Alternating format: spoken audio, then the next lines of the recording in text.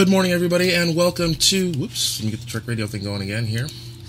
Hello, everybody, and welcome to this episode of Stoked Radio. I am your host, Maverick. This is episode 13. I'd like to welcome everybody who is in the Trek Radio chat, live stream chat, Jupiter Force chat, members from all over the world, all over the globe. Thank you very much for joining me this weekend and for joining me this Saturday for this episode of Stoked. Again, I'm your host, Maverick. I have the TeamSpeak chat up today. Inside the TeamSpeak room, I've got Admiral Murphy, one of the most prolific Foundry writers here in Star Trek Online. Wee Wee is a bit under the weather today, but he's joining me to talk about a couple of things in this week's episode of Stoked. Angelus 2141, Captain B Money, and Captain MD. Welcome, everybody, to Stoked Radio. Okay, we're going to jump right into it here. Let me go ahead and flip channels here to the presenter. And we're going to start talking straight up right now about the Season 7 Dev Blog number 2. Now, if you haven't read this yet, you might want to take a look at it, because we're talking about the new sector that's being created for some of the new content that's coming in now. Don't ask me to try to pronounce it. I suck at Romulan pronunciations. Anybody in the room want to give it a shot? Something like that. Whichever it is. Anyway, so everybody knows, or if you don't know, I don't know why, Season 7 launches tentatively November 20th here in the game. And it's one of these things where this is, unless my memory serves me incorrectly, this is the first time in a while we've had two season releases so close together. Now, I remember Season 4 and Season 5 last year. I think Season 5 happened about the same time. Am I wrong?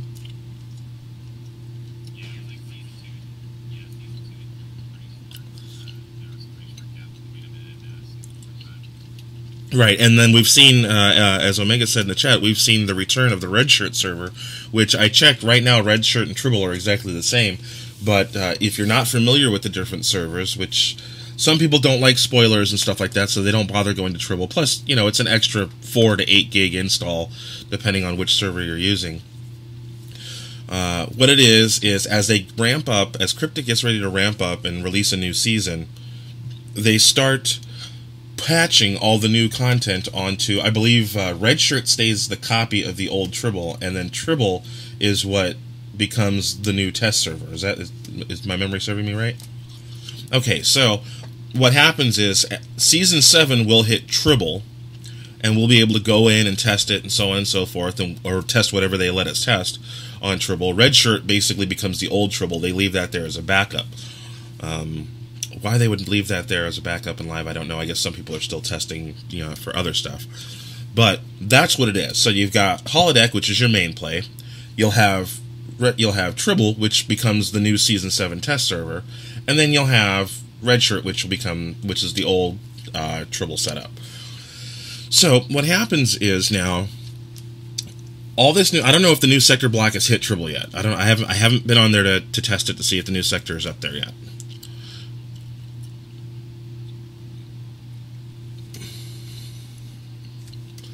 Okay, so it's one of those things where, and if you can't hear the people on TeamSpeak, I apologize. I had them muted for a second when I kicked on originally.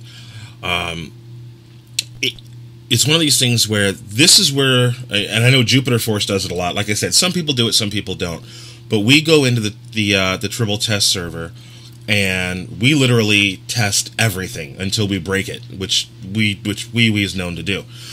And it's one of those things where this is how we get all the information that we can for our shows, so that we can put it out there and get it out there and talk about all the new stuff and what we see and so on and so forth. And like I said, some people don't like the spoilers. They want to wait till it hits Holodeck. There's a lot of people on Holodeck that don't even realize the different servers, or they don't want to, like I said, do the installs and everything like that. If you get a chance to do it, and you have a chance to do it eventually, and I don't know when they're going to start really loading Tribble with the new content.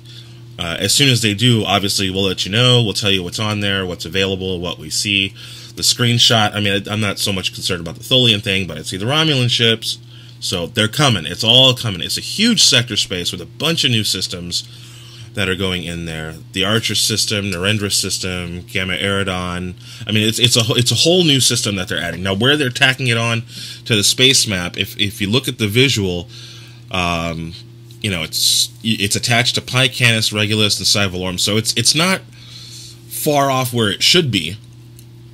But it's one of those things where if they're creating an entire new system, there's got to be new missions or new stuff that's going to be attached to it. And hopefully with the Foundry as well, the Foundry writers will have access to be able to write stuff and attach stuff to those systems. And hopefully they'll give the Foundry writers a lot of cool Romulan stuff to screw with. And of course I'll be bugging Murphy as time rolls on to see how that all works out. Now, did you see possible sector missions or systems? That one of them was the Suliban system? I see that. Yeah, I see that right in here. The Suliban system, very interesting. Very interesting. I want that Suliban. Yeah, I see the Kittimer system. So there's a chance to maybe there's going to be especially with all this time travel stuff. Maybe there'll be a throwback time travel mission to the Kittimer Massacre. I don't know. Maybe. If they're doing that in that sector, you could totally see Shadow Man again, and that would be cool. I have much lower expectations than all of you. I just want to go there to see if the building's there from the Kittimer Accords. That's also the same building that the Power Rangers command center took place in. You're killing me. I remember that show too. I loved it. But again, lots of opportunities for not only Foundry writers, for story content. Really hoping that it's going to kick in and be something really good. I'm excited and I really can't wait to see what happens on Tribble. Hopefully within the next week. Usually, if I remember correctly, we start seeing new stuff like 2 weeks or 3 weeks prior to a season launch. So we still got some time. Probably going to be November. Yeah, we probably won't see anything until, and this is, I'm not trying to make a prediction or ruin anything. For all I know, new stuff can start hitting this stuff next week. But normally, statistically, we start seeing stuff anywhere from 2 to 4 weeks before a season launch. So if anything, we're not going to see this. I would assume the soonest we're going to see something is about the 20th of this month. The latest we'll see something is like mid-November, 2 weeks before the 20th, so you figure about the 10th and whatnot. So, a lot of stuff coming in. If you get a chance, read about it. Keep up on the dev blogs. I know we're going to be keeping up on them and letting you know what we pick off. And as soon as it hits Tribble, we'll dive in, do some live play, and show you everything up front so you can see it all. There is one last thing before you close that dev blog there, Mav. Okay. We've got the dev blog with the sector space mapping inside of it. I checked on Memory Alpha and then double checked on the Star Trek magazine, and I noticed quite a few of the systems are out of place of where they're supposed to be in canon. Yeah, you're gonna have some people pick that apart. And I remember I was talking to you about it, how a lot of the sectors are totally in the wrong place. Yeah. I don't know if that's just them opening up and using creative free will to kind of create the stuff, or they're just, or it's hard to constrain to that map. I really don't know. I mean, there's a way to look at this and go, well, yeah, it's one sector space, but, it's spanning huge sectors in the actual map. How far off from canon, and the canon people are going to complain, so this is, a worthwhile to talk about for a second. How far off is the sector accuracy from what's technically canon? Well, the sector block itself isn't exactly the position it's supposed to be. It's the systems itself, which are all essentially juggled up upon one another. Because I've noticed about half a dozen systems inside Romulan space that should be on the opposite side of the border. Probably one of the main ones that really intrigues me is Starbase 234, a Federation starbase, which appears inside Romulan space according to the map. It could be a misplace of the dot, per se. Yeah, I was thinking that as well, but I noticed a couple of other anomalies along in sector space as well, like the Rator system, the supposedly new homeworld, the Romulus is inside Federation space, and all the kind of things, just nitpicky things like that. But it's just that sort of thing, that sort of detail, which really makes the sector block and the whole system feel more real, really. Okay. As well. Sorry. No, go ahead. What'd you say? I was going to say, I think you have to consider as well, though, the maps that we might be looking at now are the maps from the series, and who knows what happens in X hundred years. Right. That's true, yeah. But I've done this personal research over the past couple of days about this, and there was literally no mention of any Romulan incursion into either Fed or Klingon space during the Path of 2409, so it's kind of a misplacement in my opinion, but it's just nitpicky things like that which really kind of takes it away from the realness of what is in Star Trek canon. But yeah, just little stuff. You know, not to, I guess, let's see what I'm trying to think of. Not to put canon aside and all, but, you know, planetary drift maybe. I mean, I don't know. The destruction of the Hobus star may have had a profound effect on it. I don't know. I really don't know. But then again, we're talking about a different sector again, right? Yeah. So, you know, who knows? Who knows? But the fact that they're still including those systems, yeah, there may be a slight misplacement. You know, it's something that can be, you know, it's just a name graphic. You could pop that and move that anywhere. When you're traveling through sector space, you know, I don't know how hard it is to move an entire system on the map. But you know, that's what Tribble's for. This is where they go in and lay it out there and see how it looks and so on and so forth. I'm hoping they don't start overly using the color green for every little thing, or the green scale. I mean, I understand that everything in Fed space was blue, everything in Klingon space was red. You know, I'm hoping they don't just, you know, greenwash everything and be like, oh, new stuff, and now it's all green. You know, so maybe we'll find some Takan technology to move the planets around. Maybe. I don't know. We'll see. So, definitely interesting stuff, the Romulan space stuff that they had posted about on the dev blog. Hopefully it'll hit Tribble soon, and we'll be able to go fly around and go shoot some Romulans and see some of the new ships that they're throwing in there. Okay. Spotlight on the Foundry. Name of the mission is The Fire in Which We Burn. This is a Klingon mission. It's level 16 or higher. It's written by Captain Revo. I, of course, and again, got busy with family stuff after my show this morning and did not get a chance to play it. I slept most of the day away until the show hit. So, the mission summary is: a distress call sends you on a rescue mission to an obscure outpost, yet excuse me, yet all is not what it first appears. Isn't that usually how it works in Star Trek? Everything looks all in every show. In every show. It's like that. I don't know. Any piece of storytelling. Yeah. Several factions now vie for control of the most precious resource in the universe, time itself. So it sounds like a time travel mission. Although the most precious resource in this game right now seems to be dilithium. I don't know about you. Anyway. Sounds like that Justin Timberlake movie that came out last year. What obscure reference? All right. We brought the Power Rangers and now Justin. Okay, I'll go with that. Omega, we're going to be talking about that in just a second here. But anyway, for the Foundry writers, or for the Foundry mission players, The Fire in Which We Burn, by Captain Revo, Klingon faction mission. If you get a chance, play it, shoot me an email, tell me what you think. I will try to play it later on today. I may play it after the show, live on the live stream. Don't quite know yet. I don't know what's going on. Do we have... I'll talk to Murphy about it in a minute, what we got going on today, if there's anything live going on. I know somebody had requested a dance party. I may pull that off. I don't know yet. We don't have our dance floor in Starbase, though. Yeah, I know. I'd have to have it at ESD or something. You know, it happens. The Friday screenshot. An infant Nanov is what they posted on the Friday screenshot. When somebody shot this to me, I looked at this and I'm like, well, it must be Romulan space because of all the green. And then I looked at this and I'm like, what is that, an octopus or something? I'm not familiar with what a Nanov is. If anybody can make the canon reference, feel free to go ahead. I don't know anything about it. Anybody? Bueller? No? Bueller. Anyway, it's always nice when they put these screenshots of stuff.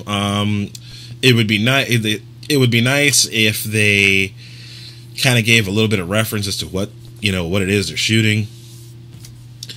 For those people in the Trek Radio chat, we were talking about what's potentially coming to the Tribble server. We were talking about the season dev blog the Season 7 dev blog 2.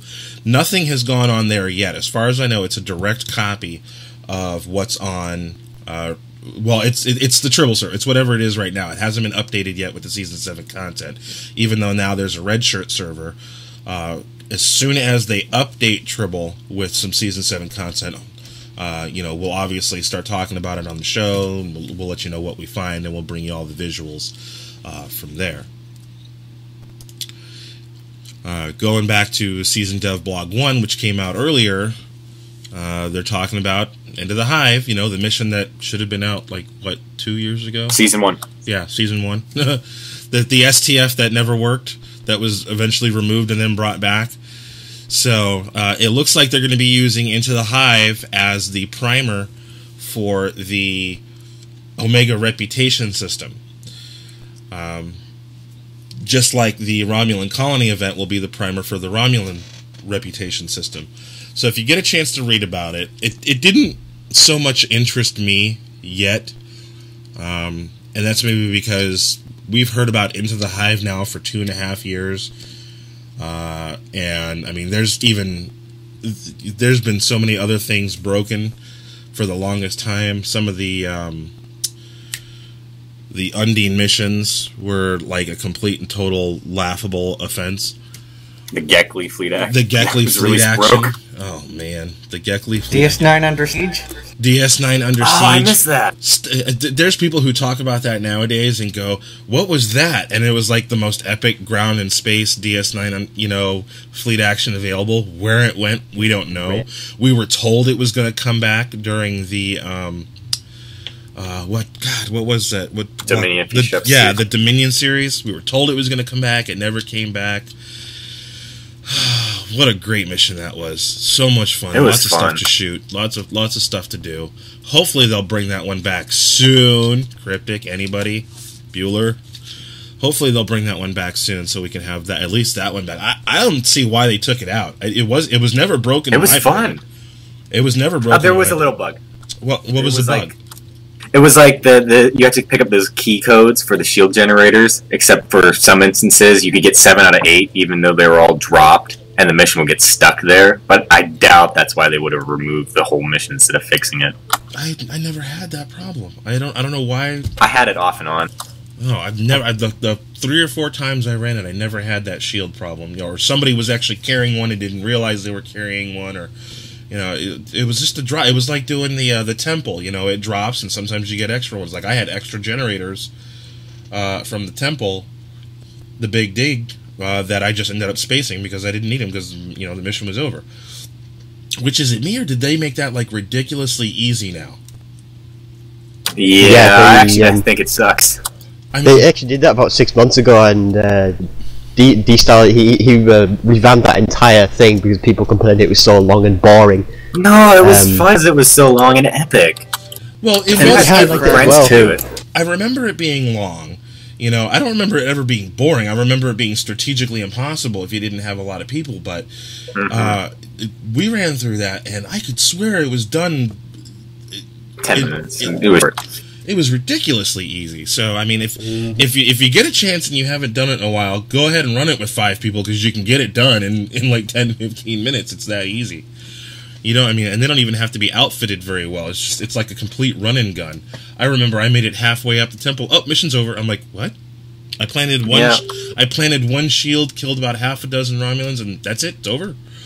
It was really, really fast. I mean, either that or that's not a fleet action. No, that's a ground mission. That's an STF. Right, that's an STF. It should reward something like STF. Ground. Now, and if you're lucky enough in that mission, you'll get stranded on the other side of the map with Math, and then eventually have to fight your way through about half a dozen Romulans. Now, from what I did hear, it looks like Into the Hive was only going to be ground from what I was hearing on Twitter from a couple posts. So it's not going to be like a full-on STF. It's in the dev blog. It's only going to be a ground mission. There's going to be no space equivalent. It's going to be always available, just like all the other STFs, but there's going to be hourly events where you can earn more rewards. And people have been complaining, have noticed that it's essentially a time-gated STF. And every time they introduce something that ends up being a quote-unquote time-gated something or another, people complain. I mean, at this point, I'm already used to it. Like, I haven't done the vault simply because I keep missing the time event, and honestly, there's nothing I really want to do on the vault shuttle event. I'm not interested in collecting the data chips to do the vault, to collect the Romulan set. Although I'll probably do it just so I can get the set, just so I can see it and say I have it. But other than that, I'm really not overly interested. It's a pretty fun mission. It's just finding people who want to do it because it's time gated is tough.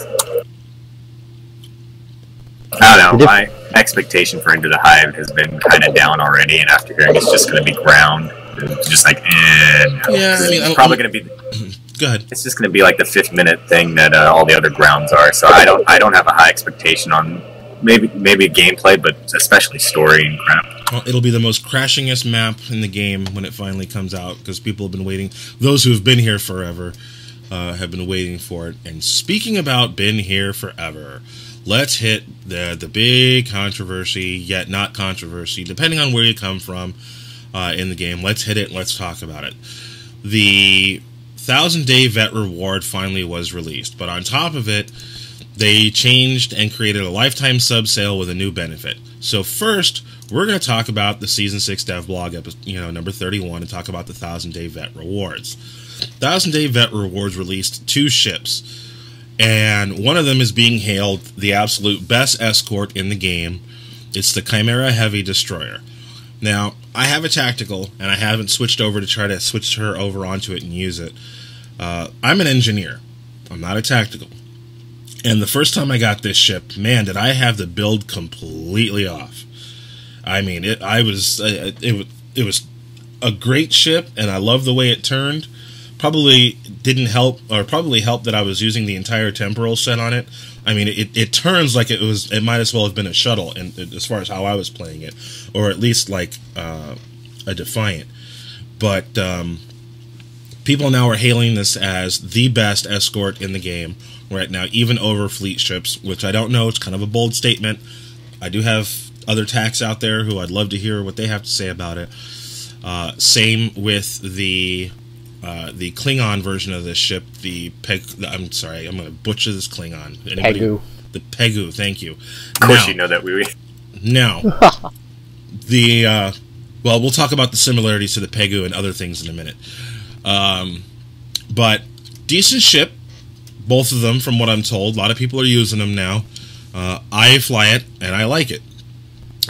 Some people have been complaining about the tactical mode Phaser Lotus. I did hear complaints that it's only supposed to drain about 75% of your power. I've been hearing it drains all the way down, it drains you all the way down to 0. Now, that could be the way you're built, the way you're spec'd, what consoles you're running. I've never drained all the way down to 0 weapon energy power. I've come close.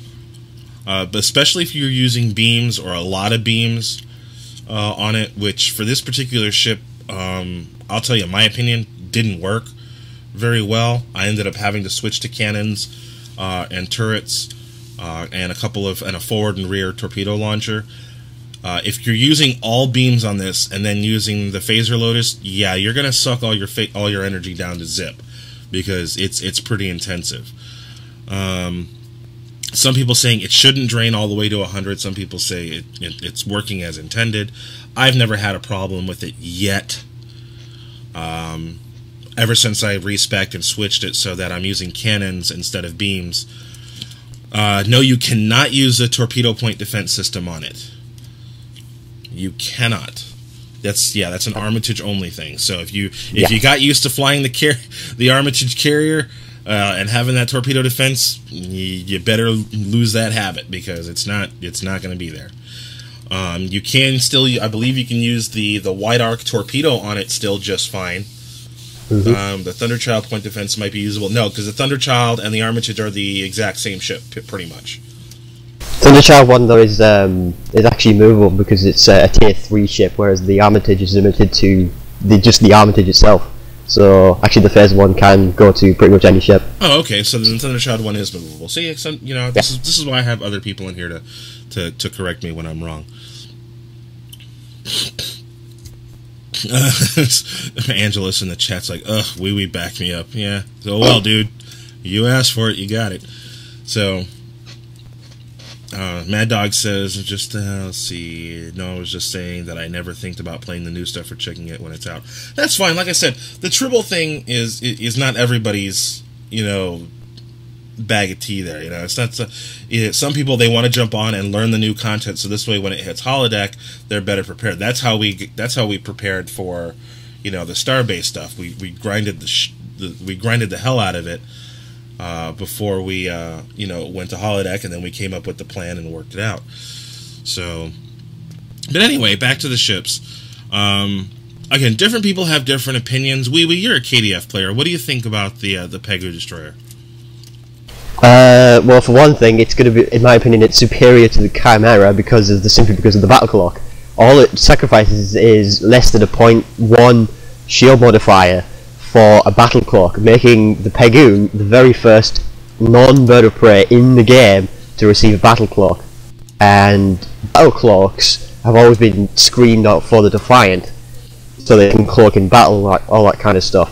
But the thing about the Pegu is it's an escort with a battle clock, like I said. So people think this is probably superior to the Chimera simply because of that, and I tend to agree. Yeah, but if that's the only bargaining chip, is that, it has a battle cloak. Okay, you pull the battle cloak out of the equation, which they're Klingons. Everything's going to have a freaking cloak, or everything should have a freaking cloak, unless it's not a Klingon, ship, like the Orion ship and stuff like that. But then again, I'm sure it can be outfitted. But for the most part, it shouldn't just be expected that it has some kind of cloak. I understand there's a difference between cloak and battle cloak. I get that part. But then again, we're talking Klingons. Shouldn't everything have the ability or opportunity to have cloaking technology on it?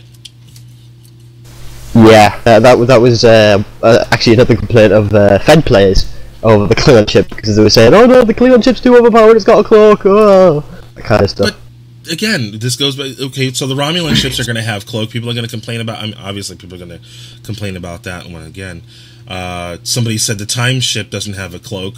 The Time ship really wouldn't have a cloak per se. It would more have a temporal distortion field, which to me would be like a complicated mask energy signature, more than a cloak itself. That's what I would think.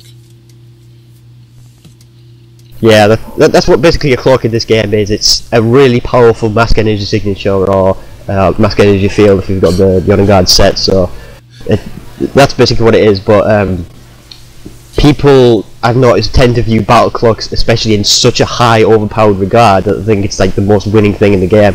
And actually, it's really not. Unless you're flying a really maneuverable ship like a bird of prey, this thing on the Pegu, it's decent, it's a good idea, but it's not something to bet your life on. Yeah. And it still has the same cloak bug that's been bugging us for about 18 months now. Yeah, Zero says, just hail them, we'll be alright. So yeah, that's how we're in this war. But what did D-Stall say about that recently? I can't remember what he said about Meant to do that. Yeah, it was supposed to be intentional. Yeah, when you talk to your boss sitting next to you, you're supposed to decloak, because that's how it was in the show. Right. Oh, wait. You can't. You're going to have to throw paper airplane notes or something across your ship, but then the movement of the air wake of the paper airplane will cause your ship to decloak. I don't know. The Romulans will see you and shoot with their heavy plasma. Yeah, working as intended. God, I love when they say that stuff. So, it's like the cloak bug is like the button is about the size of your finger, and one little disturbance, and you have to unpress it. Oh, it's a hair trigger. I know. A breeze in the wind, somebody sneezes, a Targ breathes on it, and the next thing you know, you're uncloaked and catching hell. I don't know. It's so Man, silly. That explains the doffing where you execute your crew. That must be happening all the time when the cloak drops. JSC, I do pay attention to the chat. I don't know where, other than what you just sent through the live stream chat. I've got 3 different chats up. I have my Fleet chat, my live stream chat, and the Trek Radio chat. So putting it right here in live stream works just fine. I catch it, or you can just, if you're in game, you can PM me directly, and I'll go ahead and put that into the chat here in just a second. But now we're going to talk about what the real QQing and controversy was about this week. The lifetime sub sale and the new benefit. Okay, lifetime sub sale. We're used to having lifetime sales. No big deal, right? They take $50 off or $100 off or whatever it was. To answer your question, JCS, yes. It's just with the transition to live stream, there's different technology involved. So, normally, we just, okay, lifetime sale, they're just trying to get some people to convert over, no big deal. This time, however, what happened was, they took the 1,000 days worth of work that lifetimers have put into the game, and in my opinion, they cheapened it. And the way they did that was, if you buy a lifetime sub now, it's a automatic, fast pass right to 1,000 days. And you get every single reward and every benefit that veteran players who have been playing since day 0 or day T-0, that they have been working their butt off to earn. You can buy your veteran status now. You can now pay $200, which is cheaper than what we paid back then, because I paid $250, and some people paid $3, throughout the years for it. Now you can pay $200. You don't have to pay a subscription anymore. You get stipend. You're above gold status. Yeah, other hidden things is, if they reactivate the queue, you're ahead in the line in the login queues. You get to refine extra dilithium at your locations, depending on whether it's Starfleet Academy or Klingon Academy. You get all the rewards, all the uniform unlocks, everything instantly. It's like an instant scratch and win. You drop the $200. And all the work that other veteran players have had for 1,000 days, you get in one shot. Now, from the marketing point of view, this is a great move, because for those people who are free-to-players, who complain about how it's not fair that gold or lifetime subscribers get this, that, or the other, this is their chance to literally fly by all, and get everything in one shot and never have to pay a monthly subscription ever. Now they can save that money up for buying Zen or whatever else they're going to buy with that money. It saves it all up. For the gold players who have been paying $15 a month forever and a day, who A, did not convert back down to silver, and B, were hesitant to buy lifetime, this is their opportunity. Say if they're at 500 days and don't want to wait anymore, they can now pay for the lifetime subscription and bump all the way up and catch up to everybody else and get everything, the ships, the tags, the new ships that come out, all in one shot. For the lifetime subbers that were here already, that's the biggest complaint, is again the fact that it jumps all the way to day 1,000. Other than that, we have no problem with them buying a lifetime sub. Hey, more money equals more staff, more content. I'm air quoting here. Yeah, I was about to say. Yeah, I know. It's a bold statement. I know it's a bold statement. But that's the thing that pissed me off about it. It was an obvious money grab. I was like, I'm okay with money grabs because they've been doing it and it brings in money, but if we're just getting lock boxes and dilithium crap special projects out of the money they're making, then I really hate it. But if we get actual story content out of it, then I'm all for it. Yeah, somebody kind of said, well, $200 is better than $200, and getting a lifetime sub is better than shelling out $200 for keys and opening lock boxes where you get a random chance. At least there is a defined list as far as what you're getting when you upgrade to the lifetime subscription. You get everything. All the uniform unlocks, all the character unlocks. Well, I'm sorry, all the uniform and character unlocks that are listed. Ship slots, costume slots, expanded bank, expanded dilithium refining, other different, there's a ton of other different little extras that came along the line, extra foundry slots. The Android BOF, I believe, is still available. The Borg, being able to create a liberated Borg character, and I know the screen went dead there for a second. Hold on. There we go. There's a lot of stuff that is not on that list that is still available for lifetime subscribers. So it's a good opportunity. If you haven't done it, I think you should get on it while you have the opportunity to get on it. I mean, yeah, it's $200. You sit there and weigh, okay, what can I do? What can I not do? But then again, with all the little benefits, all the little fringe benefits, as well as having all the extra stuff, I think it's worth it. It's the only one where you're going to have that much stuff that's a guaranteed purchase. It's basically like purchasing your own little mini expansion for $200. Yeah, it's $200. I get that part. But think about all the money for those people, maybe yourself, maybe not. Think about all the money you've whipped out your credit card or your debit card, or you've gone to a store to buy ZenPoint cards or whatever. Think about all that stuff that you've spent in the past, and tell me that you don't think it's not worth it.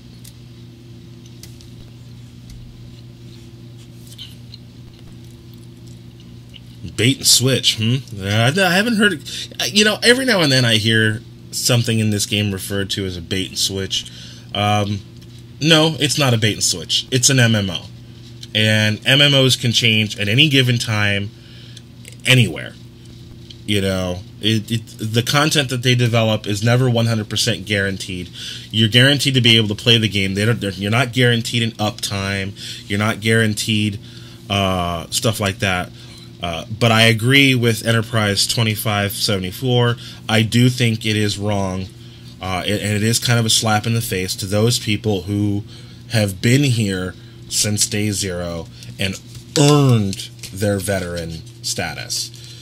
Not just the quick pass people. And it is what it is. Yes, it's as close as you get to a bait and switch, but then again, the technical terms behind a bait and switch is they tell you you're getting one thing, and then at the last minute, they switch it and give you something else of lesser value. In this case, you're getting a lot of value for your lifetime sub if you purchase it. So it's not real. They didn't bait anybody. They're telling you straight up what you're getting. Would have been nice if they threw in something for the already 1,000-day vets, because for them they didn't really get anything. Just like, never mind. People who actually made it to 1,000 days didn't get much new. Right. Now, here's another comment that somebody made that I started to believe originally, but I wasn't going to stick on it, and don't quote me on this, but it's being recorded, so you can if you want to. For them to do this, for them to high-speed the lifetime subs from 0 to 1,000, kind of put a sour taste in my mouth, thinking that, are they concerned that the game is not going to be productive for another 1,000 days? Now, even before they did this one, people were saying, well, they stop at 1,000 days. There's no talk about a 1,500 day or a 2,000 day. There's no talk of any other rewards. And then something else that popped in my mind, if they're doing this now and there's no other rewards for vets and they're stopping at 1,000 days, are they going to come up with anything else for lifetime subscribers, to sweeten the pot? Or is that it? This is it. We're 1,000-day vets. You hit the pinnacle. Now you just have to wait for regular storyline content and quote-unquote endgame content, and that's all you got. There's no other rewards for those people who stay loyal to the game and continue to play. I don't know. I agree. You go first. Oh, you were kind of cutting out there. Alright. I agree with Gaius. He's saying if the game dies in 1 and 2 years, it's kind of a waste. With how much people are actually spending, I've heard about at least 100 people who I've talked to in-game who are just getting this right now as fast as possible. That's enough to fill out at least another year's worth of content, hopefully. If they choose to. If they choose now, to. I've also heard that the money they could be making might not be even going to STO, and it makes you wonder. Right. Because could it be going to Nevener, which is possible. Right. R. Johnson, let me clarify. When they released the vet ship, the 1,000-day vet ship, and then activated it so that if you're a lifetime subscriber or you purchase a lifetime subscriber, you jump all the way to 1,000. That's why you're at 800 day and you already have the ship. You've already been granted all the way up to 1,000-day reward. My thought on the people thinking it's like they don't think it's going to be productive in 1,000 days. Maybe it's nothing to do with that. Maybe it's because this whole veteran system we've got now is I've been doing this for so long and I've got up to this level, but they're bringing in a reputation system. So could we be seeing the end of veteran rewards because the reputation system is coming in? Possibly, but the reputation system is like the STFs now. You play it to get the rewards. I don't see how they can be replacing the veteran system with the reputation system. It's two different mechanics. But it's a good theory because once they get rid of that, probably your veteran status will go into the reputation system, saying like, "Oh, hey, you paid for this. You paid for this amount of game time. Yay! You get plus 1,000 reputation or something." No, it's always a possibility. I mean, I don't know. I have no idea if that's going to be the bonus involved with that or not. It's really kind of too hard to tell right now if that is their intention. See, it's just with this whole Raptor thing that they brought in as well, being like a similar thing where you've played so many hours, so you're elite or whatever it is. I didn't join it, but with that sort of system, I'm thinking, was that a precursor to them testing the waters to see what a reputation system in store would be like, so that even though you get consoles and whatever else and benefits from it, it's some way you can see where a player is, how long they've been playing the game, what they've been doing in the game. Again, well, Raptor's been out long before that, long before they actually put in their systems, and hopefully they put in more systems for Raptor. And I think that could be a good theory of how they're starting it, but there could also be getting the systems from Raptor so that they can make the reputation system much more efficient in the game. Oh, I don't know. My opinion about the Raptor thing was it was good for about 10 seconds, and then that was it. I mean, it was a real quick push to get a bunch of people to register for Raptor, and I'm sure it was a total success from one point or another. But I don't even use it anymore. I took it off my system. Isn't that how you got your ginger toes? Yes, that's how I got the ginger machete. Okay, best thing ever. I thought it was when he recruited Murphy. I'd just like to touch on the value of all the vet rewards for that lifetime. Speaking as a very close 700-day vet reward who went to a free-to-play, I can say that from 700 to 1,000, apart from the ships, none of them are worth it for me to buy this. I don't even think all of them are worth it. If I was a freeper and I was looking at the sale and I didn't have any lifetimes or any gold accounts, I didn't have any days on any veteran stuff, I would probably buy it, because I mean, one of our fleet mates actually said that they'd spotted a couple of people in TTS going to buy this just so they could have the fireworks from the 300-day vet reward. But the ships themselves, in my opinion, probably aren't worth, in my case, £200. Well, that's like paying for a lockbox ship. Exactly. You're going to spend about that these much. ships aren't even anywhere close to lockbox ships. I mean, they're good, but lockbox ships are better. Well, so it's really not any value for people like me or that kind of stuff. But for freepers, it probably is worth it. Oh, for the freeper, this is like, again, if they could, they're first of all, they're freepers for a reason. Okay. Yeah. Because if they could afford a subscription, they would have been playing back then. Not to knock on freepers. Okay, it's also the saying. value of paying monthly.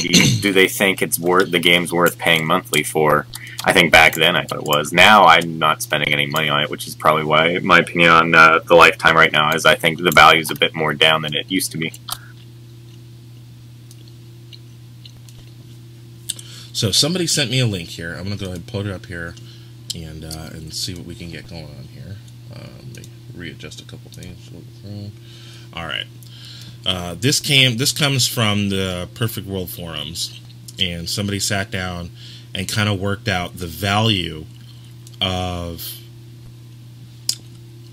subscribers and lifetime and so on and so forth, and what people get. This is the whole breakdown of, somebody broke it down and sat there and said, this is what each individual thing is worth and how much it would cost for a non-freeper and so on and so forth in the game.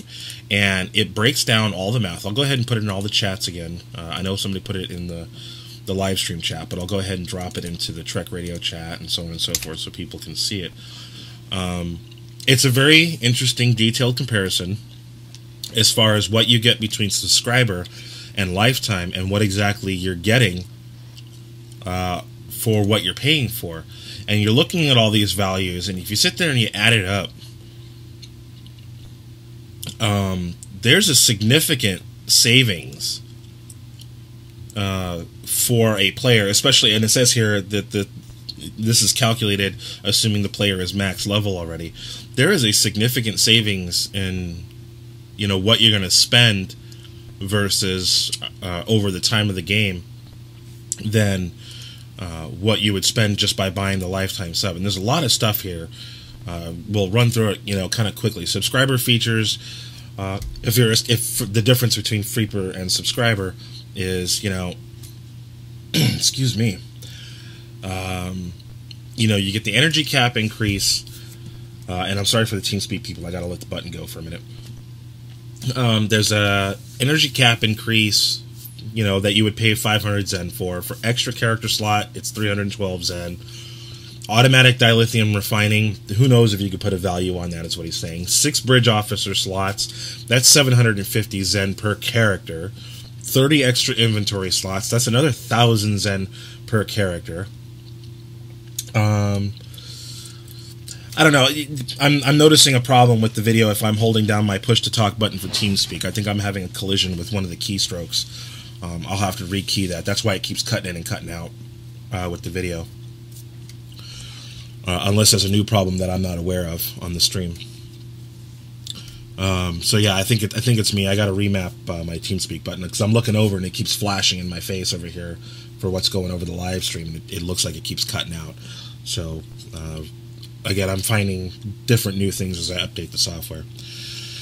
So 20 account bank slots, 6 respec tokens, 8 Foundry project slots, and there are those people who know. I think Murphy and Irish, you know, were grinding dilithium to open up more slots on one of the Freeper accounts so that they can, you know, write more stuff. Priority login, full chat mail access, customer service access, no ads in the voice chat. No limitations for fleet creation, and a 500, you know, a month stipend for. And now, when you go ahead and add the vet rewards on top of it, 4 respecs, 3 ship slots, 2 character slots, partridge in a pear tree, 2 costume slots, 3 costume pieces, you know, just all kinds of other stuff. 11 titles. You really can't put a value on a title because you can do a mission and get a title. Captain's table access. Maybe back then it was worthwhile, but they never really did anything with the captain's table. Right? Who uses voice game and who uses the voice chat in game? I know we didn't, and actually, we have members of the fleet that completely had them revamp the voice chat system because it was abused way back when it first came out. The Mugato pet. If you're a pet collector and you like the little, you know, fuzzy things, then hey, that's great. 2 extra ships, 2 shuttles, skin materials for customizing, duty officer assignment for more dilithium, 5% team skill boost, you know, Android bridge officer. You know, the list goes on and on. And then for the complete lifetime, you know, you got the Liberated Borg, the costume insignia, another title, forum title, which back when the forums used to be cool, and not the new version, it was like, meh, forum title, not worried about it. You know, but now, whatever. So, a lot of different things that, you know, that are available. You can check it out, you know, do the value up yourself, and then think about, you know, how much money, if you have spent money, if you have converted real cash into Zen, how much have you actually spent, or how often do you do it? I don't want to know how much I've spent, honestly. I'm sure I can go back and look at my receipts and see how many times I've charged Cryptic points and Zen points and Atari points.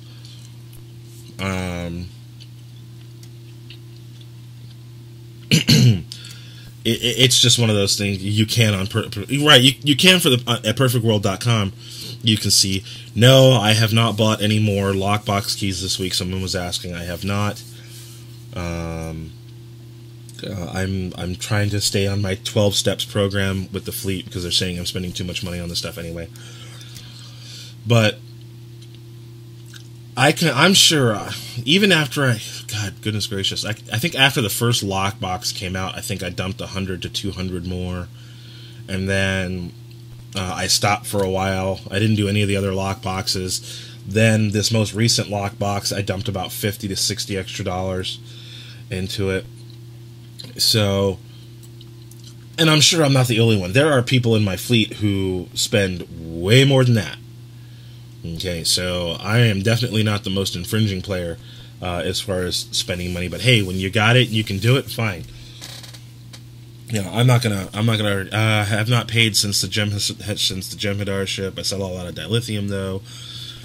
I'm not gonna call out names. I'm leaving that alone, Murphy. So you can go ahead and do that all you want. But anyway, so again, just a real quick recap and what we're hoping for next week's Stoke. I'm hoping to see some stuff come on Tribble soon. As far as the Romulan space, the Romulan colony invasion, the sector space, we're hoping to see that stuff. Hopefully, we'll start getting some tastes of Into the Hive. Again, we're all just waiting now for the stuff to show up on, well, pretty much for it to show up on whichever server they decide to throw it up on. As far as Starbase progression, we're deep into the timer for Starbase Tier 4. I'd like to congratulate those fleets out there who have already received their Tier 4 Starbase and are well on their way to Tier 5.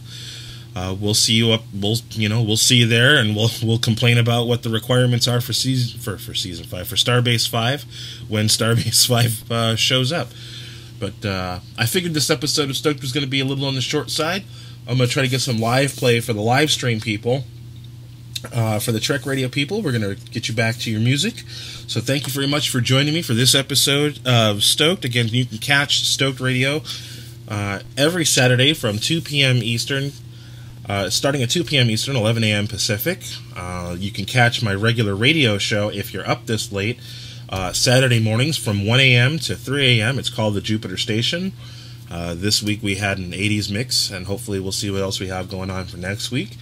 Waiting for the next Foundry Files episode from Murphy and Wee Wee. We'll go ahead and get that up on the live stream on demand and playing through the show. Thank you very much, everybody, for joining me for this episode of Stoked, and y'all have a blessed weekend. See ya next week.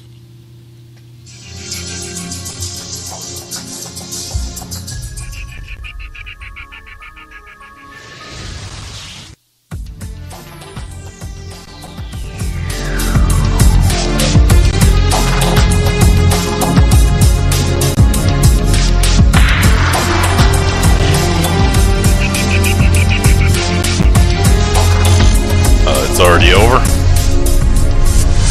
Yep. Damn girlfriend.